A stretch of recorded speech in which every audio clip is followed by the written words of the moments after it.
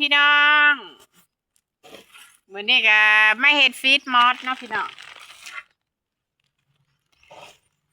พนักงานใหม่เขามาก็เริ่มมา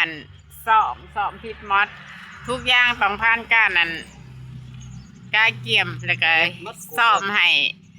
เป็นให้ถนัดให้หูเนาะพี่น้องก่อนอื่นถ้าสิ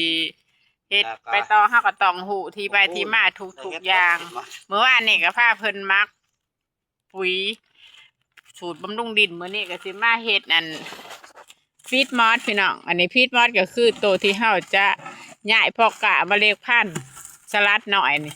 เฮามาย้ายใส่ถาดหลุมเฮาก็ต้องมีตัวนี้ไว้ก่อนอื่นเฮาก็มาผสมปรุงใส่กับ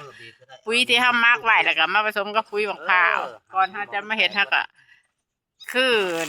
ขอแนะนำในคลิปผ่านมาเนาะพี่น้องก็ได้เฮ็ดให้เบิ่งเบิดแล้วอันนี้ก็เป็นอีกรอบได้มาสอนย้อนรัดตัดตอนให้กับน้องใหม่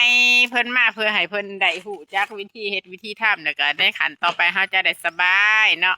มาสอนเอาเฮ็ดให้แล้วเรียบร้อยจะได้เก่งนํกันแล้วก็ช่วยกันในการเฮ็ดงานอย่างราบรื่นแล้วก็มีความสุขสุดยอดเลยพี่น้องใครสนใจอยากถูกอยากเรียนอยู่นี่นะคือเป็นหาเงินหาทองแล้วก็ได้วีซ่าความหูนำได้พี่น้องเอ้ยถามว่าเฮาออกจากนี้ไปก็สามารถไปเลี้ยงชีพของตัวเองได้ลูกกับเมียไปก็สามารถไปปลูกผักหรือว่าไปเฮ็ดผักปลอดสารพิษหรือว่าได้ก็ได้เบิ่นเนาะแม่นบ่น้องซักแม่นโอ้แม่น คลิปนี้ก็สิประมาณนี้นะพี่น้องเป็นกำลังแรงใจให้แน่เด้อสุดยอดเลย